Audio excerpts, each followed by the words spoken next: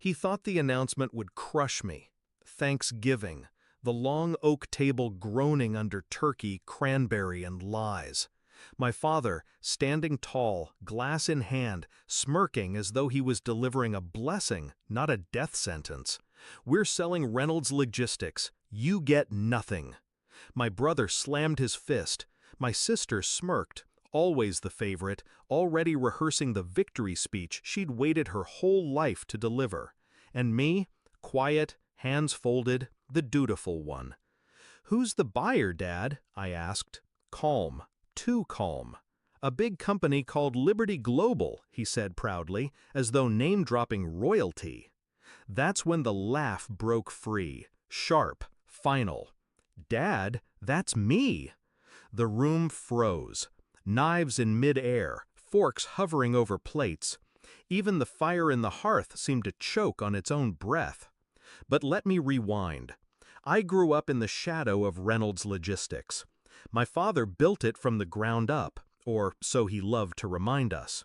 In truth, he built it on the backs of drivers who broke their bodies for scraps while he lived like a king. We were raised not as children but as pawns, his empire the board on which he moved us. I was the quiet one, the one who studied balance sheets when the others chased approval. My brother burned out in anger. My sister learned to mimic him, to laugh at his cruel jokes, to smile as he dangled the inheritance like bait. I pretended not to care. That was my first lesson in survival. The betrayal revealed itself slowly, like rust eating through steel. First, I noticed documents he forgot to share with me. Emails about restructuring, shares being moved. I wasn't copied in. Then came the whispers at board meetings, Liberty Global circling like a vulture. But when I tried to ask questions, he waved me off. "You don't need to concern yourself with this." That's when it clicked. He wasn't selling the company, he was selling us out. And he wanted me cut off. The anger was sharp, but it burned clean. I didn't cry, I didn't scream, I planned. Revenge, I've learned, is best written into contracts. I created Liberty Global, not as a real company, but as a shell. Clean paperwork, silent investors. A name vague enough to pass scrutiny. Every dollar I'd saved, every connection I'd cultivated, I funneled into it quietly. I even hired the same lawyers Dad trusted, making sure they never saw the strings connecting back to me.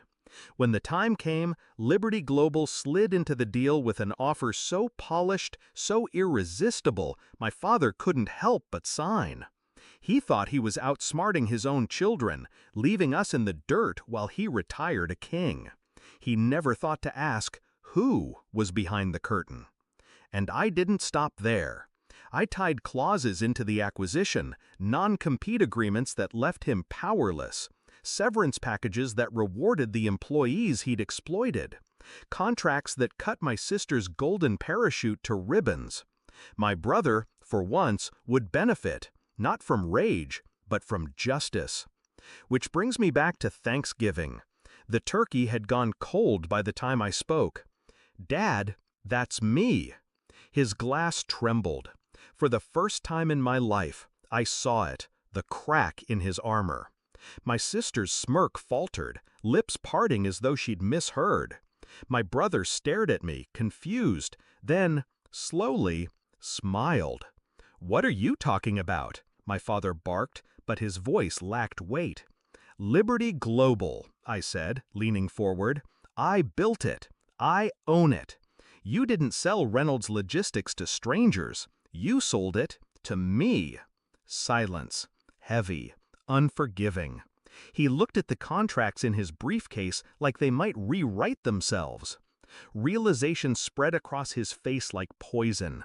All his maneuvering, all his secrets, undone by the child he dismissed. "You tricked me," he whispered. "No," I corrected. "You underestimated me." The confrontation didn't last long. He tried to roar, but the board signatures were inked, the transfers already cleared. His empire was mine, piece by piece, line by line. And the beauty of it was simple. I didn't need to raise my voice. I didn't strike him. I let the paper speak. Every clause was a blade. Every initialed page a nail in the coffin of his control. My sister excused herself first, muttering curses. My brother raised his glass to me silently, an unspoken truce. And my father sank into his chair, small in a way I'd never seen him. The king had fallen, not to war, not to rebellion, but to a signature he never read closely enough. I walked out that night with the weight of a lifetime finally lifted. Did I feel guilty? No. Relieved? Absolutely.